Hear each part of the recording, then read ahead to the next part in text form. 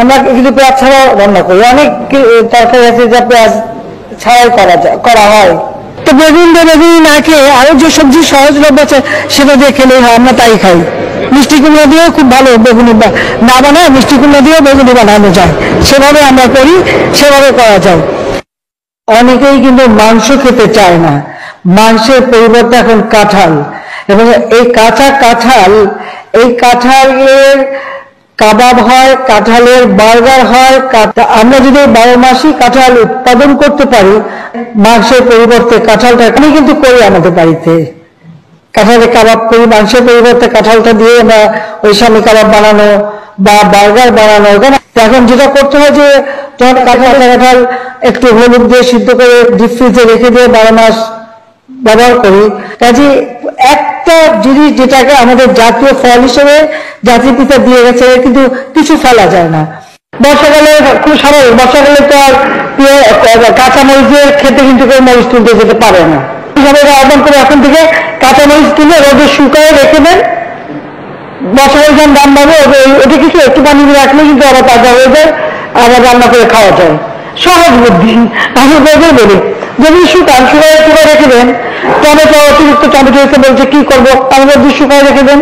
পেঁয়াজ হলো তাই, যখন উৎপাদন বেড়েছে আর পেঁয়াজ সংরক্ষণের ব্যবস্থা, আমাদের শুকায় রেখে দেন, ঠিক আছে। এরপরে যখন ডিম বেশি পাবেন সিদ্ধ করে ফ্রিজে রেখে দেবেন, বহুদিন থাকবে, সহসা নষ্ট হবে না। সবকিছু বিকল্প ব্যবস্থা আছে। ডিম সিদ্ধ করে আপনি যদি ডিপলরে করে ডিপেও রেখে দেন, ডিম ভালো থাকে অনেকদিন। রান্না করার সময় আরামে রান্না করে খাওয়া যায়, ভর্তা করে খাওয়া যায়। আমরা রাখি খাই দেখে বলি আর কি, এগুলো তো নিজের থেকে শেখা।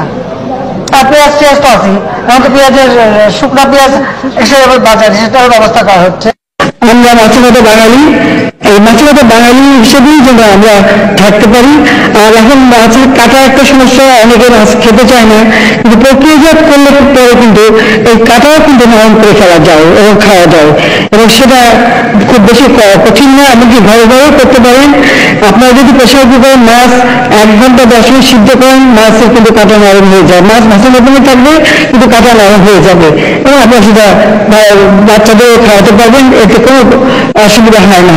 কাজে আমরা যদি এটা করি, একটু রেসিপিও দিয়ে দিলাম সাথে, দেখে আপনাদের ঘরে কাটার সমস্যাটা না থাকে। বিশেষ করে ইলিশ মাছ একটু বেশি সময় লাগে, সমুদ্রের মাছ, আর অন্য মাছ আরো কম সময় হয়ে যায়। বড়ি দিয়ে স্টার্ট করেন না কেন, আঙ্গুর লাগবে কেন, আপেল লাগবে কেন, আর কিছু নাই আমাদের দেশে। বড়ি দিয়ে স্টার্ট করেন না কেন, আঙ্গুর লাগবে কেন, আপেল লাগবে কেন, আর কিছু নাই আমাদের দেশে।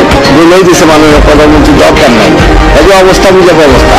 আমি বড়ই দিয়ে ইফতারি করবো, আর তুই খেজুর আর আঙ্গুর খাবি।